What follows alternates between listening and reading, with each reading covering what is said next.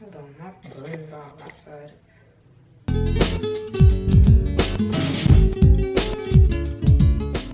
Today I'm gonna be telling my afterbirth story. And I'm talking about what happened immediately after I gave birth up till the day I brought her home. First and foremost, if you're not already subscribed, go ahead and subscribe. And if you are subscribed, welcome back. So, where did I leave off on my last story? Oh, I had her and then they took her off to the NICU. So, basically they were just like I said, I was still processing everything, like dang, I just had a baby and stuff. So like, I wasn't really understanding what they was telling me as to why she had to go to the NICU or why she had to be on oxygen and stuff like that. So basically what I got from it was that my water bag was bust for a long amount of time. Like they had bust my bag around, I want to say like 4 or 5 in the afternoon, and it was bust up until I had her, and they had to keep refilling it with fluid. And then I think they said that some fluid got in her lungs. So that's basically, you know, the gist of why she had to go to the NICU, because they wanted to make sure she didn't have an infection and, you know, that she was okay and stuff, and like the oxygen stuff, I don't know. So they told me that, and they just took her off to the NICU. And so, you know, I finished getting my stitches, and then I ate like right after. Like I was so ready to eat. Ooh, I was like, that was like one of the best. I think I ate some hospital food, if I'm not mistaken. The first thing I ate after I had her was some hospital food, and I did not care. Like I was so hungry.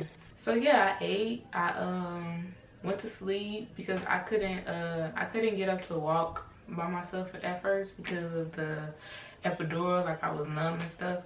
So I don't even think I had to use the restroom. I went to sleep. I watched TV. Was on my phone. I was just so excited. Like, wow, I just had a baby. Like I just had my baby.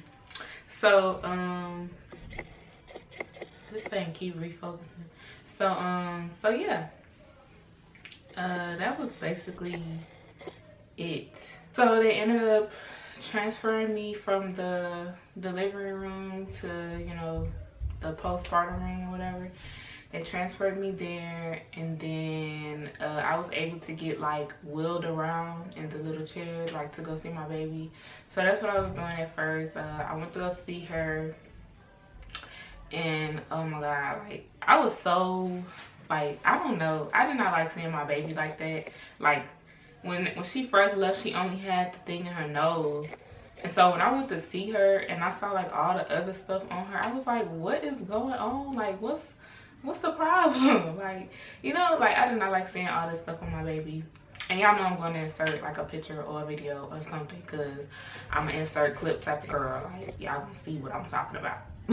I just ain't like seeing my baby like that. And yeah, so that was the day I had her, and I went back to the room, went to sleep. I was just sitting in the room, eating, watching TV, sleeping. Like that's all I was doing. And I just go up to see her, like every time I wasn't asleep, basically. Like I just go see her. And then I went at nighttime the next day. The second day I had her, I went at nighttime to go see her. And when I went, they had like these blue lights on her. I was like, what is this? Like what's going on with my baby? Like what are y'all doing? So they had told me that it was like some jaundice or jaundice or something like that.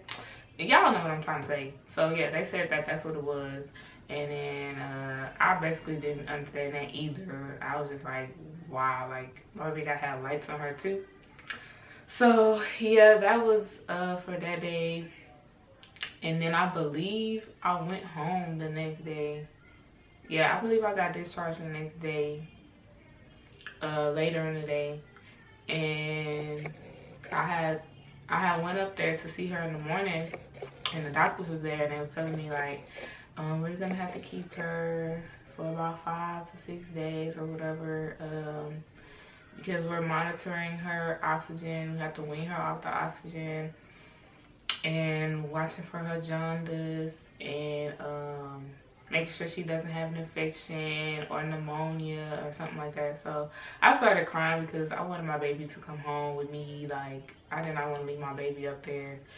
But, you know, it is what it is. I had to do what I had to do. And, yeah, so that day I got discharged. And I did not want to go home. Like, I did not want to go home without my baby. So I ended up going to my brother's house. And my mom, she came from out of town the day before I had my baby. And she left the day I got discharged. So I did not want to go home by myself. Like, so I went to my brother's house. And I was over there for a couple hours. But I had to leave because my brother, he had, I believe my nephew was about 3 or 4 months at the time. So, yeah, I was like, I'm gonna go home. I was tired anyway, but it was just making me emotional. Like, you know, it's a baby right here, but my baby is at the hospital right now. Like, so, yeah, I ended up going home and I just went to sleep. Like, really, I came, took a shower, and went straight to sleep. And I woke up around 9 the next morning, got ready, and went to the hospital to see my baby. And that was my everyday routine up until the day she came home. I would wake up at the same time every morning around 9, be at the hospital for about 11, get the report back from the doctors, sit up there with her for about an hour or two. Then I'll go to the store and do, you know, get anything that I may need before she comes home, or I did some stuff with my car, like in my oil change and stuff, or I'll go to somebody's house. So, and then I'll come home. No, I wouldn't come home. Well, actually, I would come home if I needed to. Like, I'll come home because I was pumping at the time. So I'll come home, I'll pump, or I'll get some milk that I already pumped, and I'll go to the hospital, go back to the hospital, and I'll be there for about 6 or 7, and then I'll stay up there up until I got tired. So that could be any time, really. Sometimes I'll leave like 11 or 12 at night.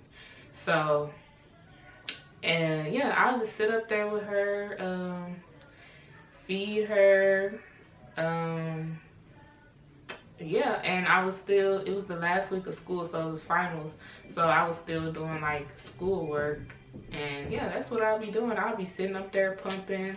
Like, I was just so excited to be to be a mom, and I just was doing everything that, you know, I felt that I needed to be doing. So so then the day before she got to come home, they told me, yeah, she should be able to go home tomorrow. And I was like, okay, cool. So I just got everything ready. I got, you know, her car seat and stuff. I got a little outfit for her to come home in. Like, I used to be bringing swaddles and swaddles and bows up there, like matching sets, and putting on her. And they used to be like, Alani gets the best dressed award in the NICU and stuff. I was just like, wow. Because she had like hats that had her name on them and stuff that my brother and his girlfriend got her. So yeah, she used to be like dressed up. So yeah, so basically up until the time she came home, they was just leaning her off of oxygen, and you know, she got fully off the oxygen. Then they took her off the lights, and yeah, it was just a step-by-step thing up until she got to come home. So yeah, like I said, I went to go get her and bring her little outfit, put her clothes on. I had to watch the little CPR video, which I paid close attention to because, you know, anything could happen, and I'm here by myself with her, so, you know, I wanted to know what to do in case something happened. So yeah, I was paying close attention to that CPR video, and you know, I'm taking in everything that the doctors was telling me because nobody like came over and was like teaching me anything. So I really appreciate, you know, the NICU nurses, because every day I went up there, every time I went up there, I learned something different that helped me once I brought her home. Like, I learned how to swaddle her correctly. I learned how to breastfeed I learned how to burp her and stuff. I learned, you know, how much she should be eating, how long to let her sleep, and you know, so I just learned a lot of stuff that, you know, if I would have, like, that's why I say, like, I feel like everything happens for a reason, because if I would have brought her home the day that I got discharged, I don't think that it would have went as well as it did when I brought her home after the NICU. Like, I didn't know half as much that I knew the day I brought her home. Like, I didn't know as much as I knew. I would have just been like, what do I do? What do I do? Like, even though I was kind of like that anyway, in a way, after she came home, but I still, like, it was easier for me to adapt to it based off of what I learned from the nurses and stuff at the NICU. So yeah, that's why I say everything happens for a reason. You know, God is like, girl, you're not ready to take this baby home by yourself. Just give it a few days, learn some stuff, and then you can take your baby home. So that's what happened. So yeah, I took her home, and we came home, and we was just in here kicking it by ourselves. She was sleeping all the time, so I still had time to, like, you know, clean up and get the house in order and stuff. I'm gonna tell you this. I recorded this video last night, but I had got really emotional when I was talking about, you know, how much the doctors helped me, and, you know, how I wasn't ready to bring her home as soon as I came home or whatever. She didn't know watching TV. I had got really emotional. So, you know, re-recording this, I already know what I was going to say and stuff like that. So I didn't get emotional. But it was really, like, sometimes when I talk about it, it's really, you know, emotional. Because it's like, I'm really doing this, like, you know. And I really did that, like, you know. And I'm just so proud of myself for not giving up, for not, you know, for just being the best mom I could be. And that was some things that I worried about before I brought her home. Like, the second day that I came home by myself, I was just like, I was texting one of my friends, and I'm just like, I really feel like, you know, I just had a lot of thoughts in my head, and I was like, I feel like it's my fault that she's in there, because, you know, why is my baby in there? You know, why can't she come home? And I was just feeling like it was my fault because I wasn't taking my prenatals every day. I was going back and forth to the hospital because of my anemia and stuff. I had to get iron transfusions. I wasn't eating a lot, and I wasn't eating healthy, like real healthy. So I was just thinking that it was my fault that she was in there, which, you know, I know it wasn't, but this is what I was just thinking at the time. And then I was thinking, like, I was thinking a lot of thoughts, you know, like overthinking, and, you know, my anxiety was getting the best of me. I was thinking, you know, this is just, you know, this is crazy that I just sat up here and had a baby by myself, and, you know, a person, you know, that's supposed to be there is not there. And, you know, I would never want my baby to go through this, so I just be hoping that, you know, me and her can have a close relationship to where she feels comfortable talking to me, and that she listens to everything that I try to teach her. Because, like I said, I would hate for her to go through this. Like, I would be so heartbroken if my daughter came home one day and said that she was pregnant, and the guy, you know, was doing this or that, or wasn't doing this and that, or was saying this or that to her. You know, it'll break my heart, you know. So I think about stuff like that. And then I was thinking, you know, I hope that I just, you know, be a good mom to her, that I do the best that I can to make sure that me and her are okay, to where we don't need anybody, like, you know. So that's what I'm doing now. You know, that's the main reason why I started my business, that I'm starting in May.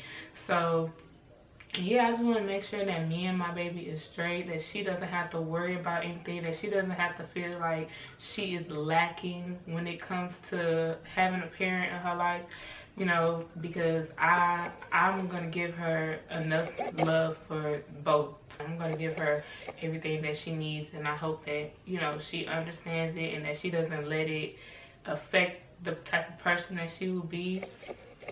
So yeah, so that's just what I was thinking about, like, thinking about so much stuff. But you know, I still kind of think about it, but I don't think about it as much because I mean, that was 2 days after I had my baby, you know. So so yeah, so that's basically it. Like I said, I brought her home. Stop the story there because I'm gonna do another video about, you know, how it was adjusting to having her at home, you know, learning my baby, learning what to do, learning what not to do. I think my next video is gonna be bringing her home up until, I want to say up until about a month or two, up until she was about a month or two. So yeah, that's the end of this video, guys. I want to thank you so much for tuning in. Like, comment, and subscribe. Click the link in my description to subscribe to our newsletter for our upcoming baby boutique. There will also be toddler clothing on my website. So right now I'm going from well, I haven't really found much newborn clothes, but I'm gonna keep looking. So it'll be from newborn all the way up to 5T. There will be shoes and accessories. So click the link in my description, subscribe to that newsletter to be updated on the launch and to get the first look of some of the products that I will have. Thank you guys for tuning in. Like, comment, and subscribe, and I'll see you guys in the next video.